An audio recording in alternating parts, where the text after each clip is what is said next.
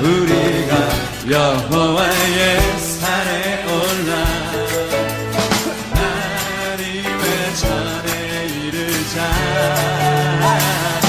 오라 우리가 여호와의 산에 올라 하나님의 전에 이르자. 주님의 도를 배우고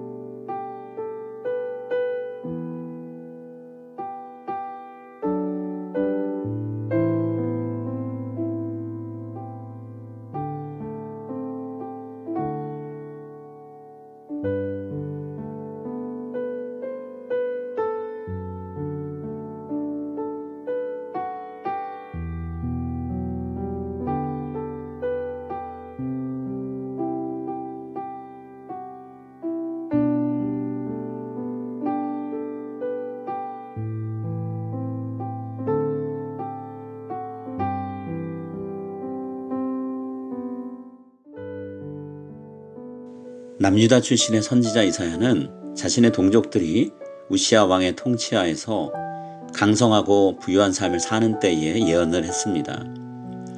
이때 남유다 백성들은 아무도 하나님을 간절히 찾지 않았습니다.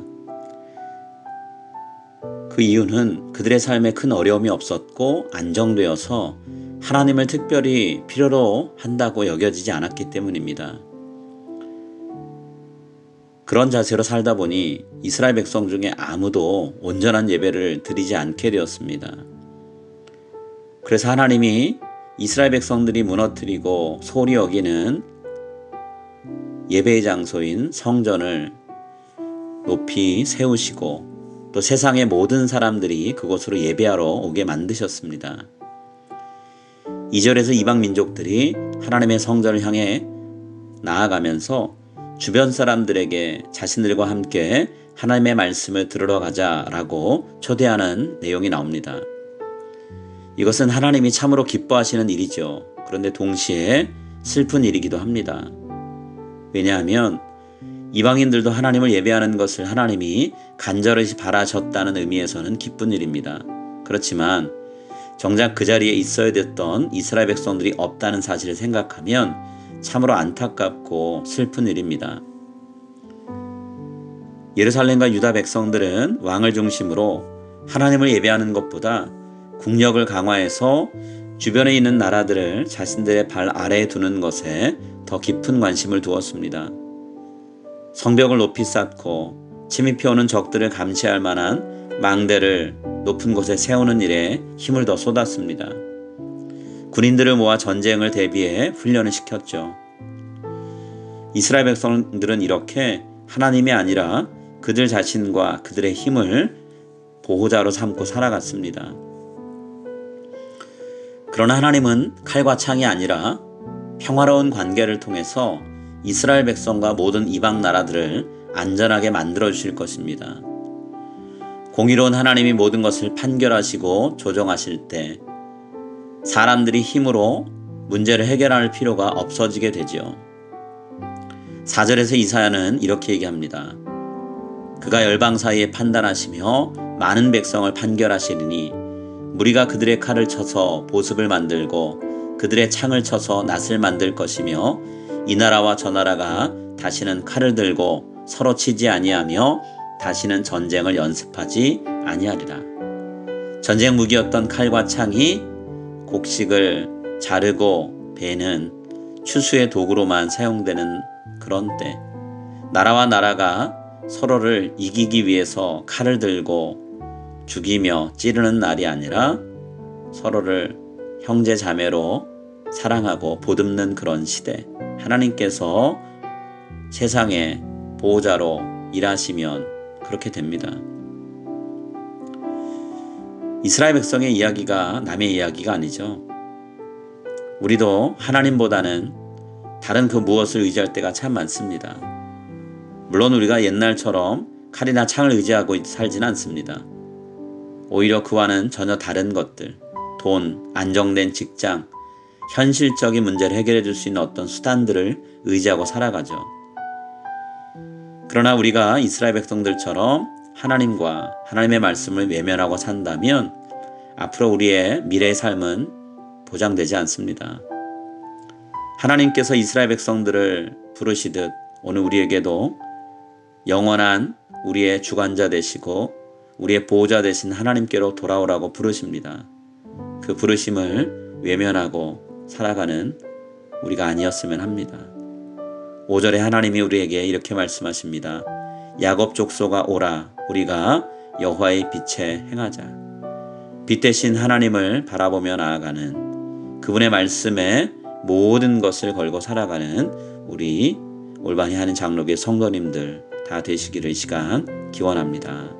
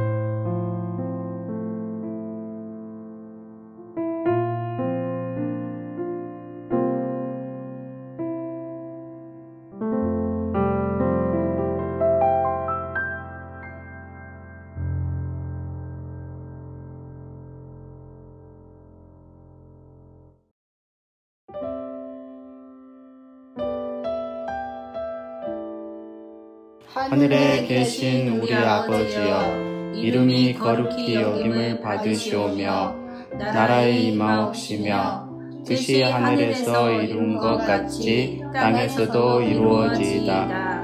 오늘날 우리에게 일용할 양식을 주옵시고 우리가 우리에게 죄 지은 자를 사하여 준 것 같이 우리의 죄를 사하여 주옵시고 우리를 시험에 들게 하지 마옵시고 다만 악에서 구하옵소서. 대개 나라와 권세와 영광이 아버지께 영원히 있사옵나이다. 아멘.